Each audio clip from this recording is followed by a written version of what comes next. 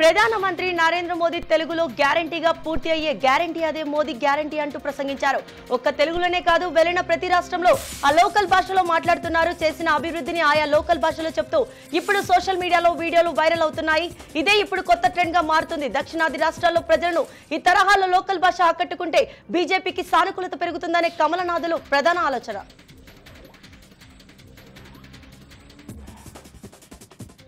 చంద్రయాన్ 3 చారిత్రాత్మక విజయం సాధించిన తర్వాత చంద్రయాన్ 4 ప్రయోగానికి సిద్ధమైంది ఇస్రో. చంద్రుడిపైకి ఇప్పటి వరకు పంపిన చంద్రయాన్ మిషన్లు ఒక దశలో ప్రయోగించబడ్డాయి. కానీ చంద్రయాన్ 4 లో మాత్రం 2 దశల్లో ప్రారంభించబడుతుందని ఇస్రో చీఫ్ తెలిపారు. ఇందుకోసం 2 వాహన నౌకలు సిద్ధం చేస్తున్నట్టు చెప్పారు ఆయన.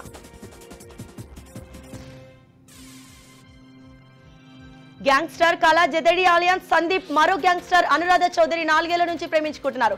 మార్చి 12న సోనిపత్ లో పెళ్లి చేసుకోబోతున్నారు. జైల్లో ఉన్న గ్యాంగ్స్టర్ కళా జదేడి పెరోల్ కోసం ఆర్జీ పెట్టుకున్నారు. కోర్టు కూడా మానవత దృక్పథంతో పెరోల్కి అంగీకరించబడింది. 6 గంటల పాటు పెరోల్ కు మంజూరు చేసింది. పెరోల్ పై బయటకు వచ్చి ప్రేయసిలో పెళ్లి బంధంలకు అడుగు పెడుతున్నాడు. కట్టుదిట్టమైన భద్రత ఏర్పాట్ల మధ్య ద్వారకా సెక్టార్ 3లో పెళ్లి చేసుకోబోతున్నాడు.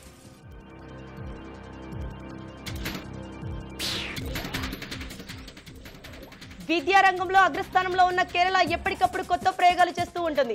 ఇప్పుడు ఏఐ టెక్నాలజీ అందుబాటులోకి తీసుకొచ్చింది. దేశంలోనే తొలి ఏఐ టీచర్ ఐరిస్ తో పాఠాలు బోధిస్తుంది. Maker labs technology private limited ఈ ఏఐ రోబోని తయారు చేసింది. తిరువనంతపురంలో కేటీసీటీ హైయర్ సెకండరీ స్కూళ్లలో ఈ హ్యూమనాయిడ్ ని అందుబాటులోకి తీసుకొచ్చారు. పిల్లలకు ఏఐ టీచర్ పాఠాలు చెప్తుంది. దీనికి సంబంధించిన వీడియోను ఇన్స్టాగ్రామ్ లో పోస్ట్ చేశారు. ప్రస్తుతం ఇది వైరల్ అవుతుంది.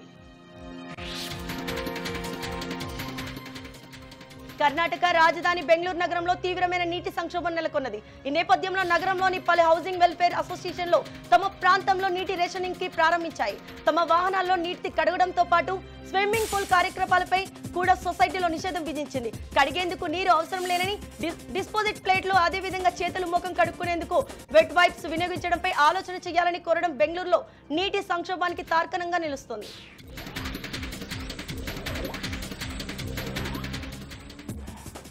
పశ్చిమ బెంగాల్లోని సందేశ్ ఖాళీలో జనవరి 5న ఈడీ అధికారులపై జరిగిన దాడి కేసులో అరెస్ట్ అయిన ప్రధాన నిందితుడు తృణమూల్ బహిష్కృత నేత షాజహాన్ షేక్ ను సిబిఐ అధికారులు ఎట్టకేలకు అదుపులోకి తీసుకున్నారు.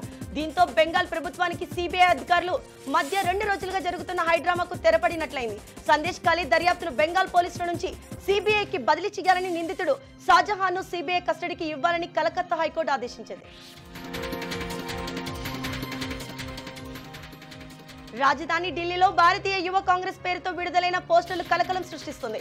సెంట్రల్ ఢిల్లీలోని పలు ప్రాంతాల్లో ప్రధాని మోదీని కించపరుస్తూ మోదీ కా అస్లీ పరివార్ క్యాప్షన్ జోడిస్తూ పలువురు ఫోటోలతో కూడిన పోస్టర్లు ప్రత్యక్షమయ్యాయి. ఈ పోస్టర్ పై సమాచారం అందుకున్న పోలీసులు ఎఫ్ఐఆర్ నమోదు చేశారు. తుగ్లక్ రోడ్ పోలీస్ స్టేషన్ లో గుర్తు తెలియని వ్యక్తులపై Delhi prevention of defacement of property act కింద కేసు నమోదు చేసినట్టు పోలీసు అధికారులు తెలిపారు. రాబోయే లోక్సభ ఎన్నికల్లో కాంగ్రెస్ అగ్రనేత రాహుల్ గాంధీ ఉత్తరప్రదేశ్ అమేథీ లోక్సభ నియోజకవర్గం నుంచి పోటీ చేయడం దాదాపు ఖరారైంది. అమేథీ నుంచి రాహుల్ గాంధీ అభ్యర్థిగా ఎన్నికల బరిలో దిగుతున్నారని అన్నారు. త్వరలో రాహుల్ గాంధీ పేరును అధిష్టానం అధికారికంగా ప్రకటించనుంది. ప్రదీప్ సింఘాల్ చెప్పినట్లుగానే రాహుల్ ఎన్నికల బరిలోకి దిగితే అమేథీలో రాజకీయంగా రసవంతరంగా మారుతుందని కేంద్ర మంత్రి బీజేపీ ఎంపీ స్మృతి ఇరాన్ పై రాహుల్ గాంధీ పోటీ పడనున్నారు.